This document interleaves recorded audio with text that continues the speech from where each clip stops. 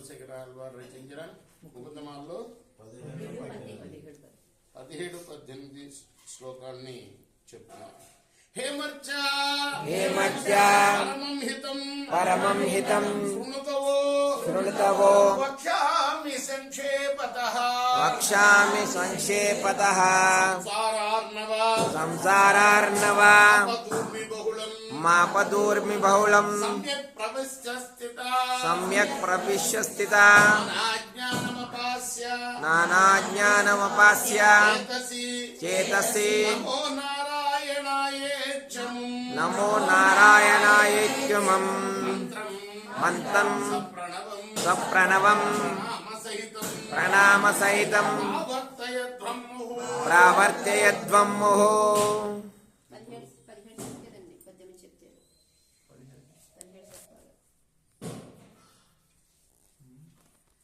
హే లోకా శృణుత ప్రసూతి మరణ వ్యాధి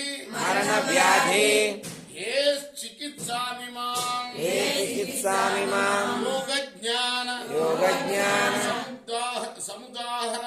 సముదాహరంతి మునయో యాం యాజ్ఞవల్క్యాదయః అంతర్జ్యోతి రమేయ ఏకమమృతం కృష్ణాఖ్యమాపీయతాం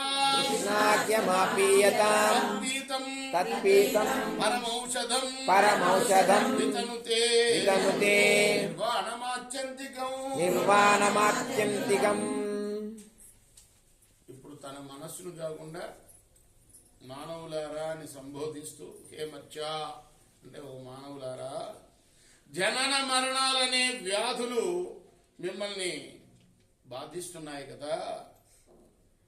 యాజ్ఞవల్క్యుడు మొదలైన ఋషులు తమ యోగ దృష్టితో పూర్వమే దీనికి చికిత్సను కనుగొన్నారు.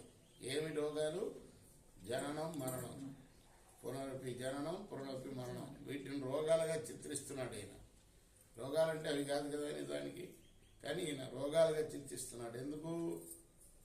ఆ జనన మరణాలు లేని స్థితికి పోవాలి. దానికోసం ఏం చేయాలి? దానికి చికిత్స ఏమిటో చెప్తున్నారు అనమాట. తాను చెప్పట్లేదు, యాజ్ఞవల్క్యాది మునులందరూ కూడాను యోగ దృష్టితో దీనికి ఏమిటి మందు అని కనుక్కున్నారు. దేనికి? మళ్ళీ పుట్టడం, మళ్ళీ చావడం, ఇవి లేకుండా మందు ఏమిటి అని కనుక్కున్నారు. అదేమిటి అంటే మన హృదయ కమలాల్లో స్వయం ప్రకాశమై అప్రమేయంగా విరాజిల్లుతున్న భగవంతుణ్ణి స్మరించుకోండి. మన లోపలే ఉన్నాడు ఆయన. ఆయన్ని స్మరించుకుంటూ ఉండండి. ఎప్పుడు ఆ నామామృతాన్ని పానం చేయండి. ఇదే పరమౌషధం. ఏమిటది? నామామృతం. కృష్ణ కృష్ణ కృష్ణ కృష్ణ కృష్ణ కృష్ణ అని ఎప్పుడు కూడా మనసులో అనుకుంటూ ఆ నామాన్ని అమృతంలాగా సేవించండి. అదే వ్యాధుల్ని, అదే మందు ఈ వ్యాధులకి, జనన మరణాలకి అని ఈ శ్లోకానికి అర్థం. అలానే ఇంకొకటి కూడా చదువుకున్నాం కదా, ఓ మనుషులారా, ఆపదలు అనే అలలతో కూడిన సంసార సాగరాన్ని దాటడం చాలా కష్టం.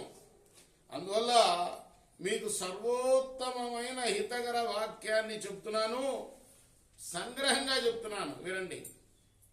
నానా విధాలైన అజ్ఞానాల్ని వదలండి.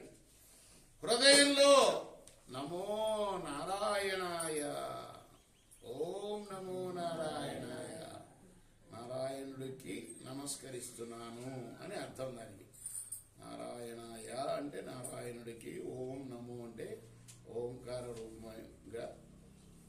రూపమైన నారాయణుడికి నమస్కారము, నమః. ఈ మంత్రాన్ని పలుసార్లు ఉచ్చరించండి. అదే మిమ్మల్ని సంసార సాగరం నుండి తరింపజేస్తుంది అని ఈ శ్లోకానికి అర్థం. ఇప్పుడు మనం మా గురువు గారు డివి రంగాచార్యులు గారు రచించి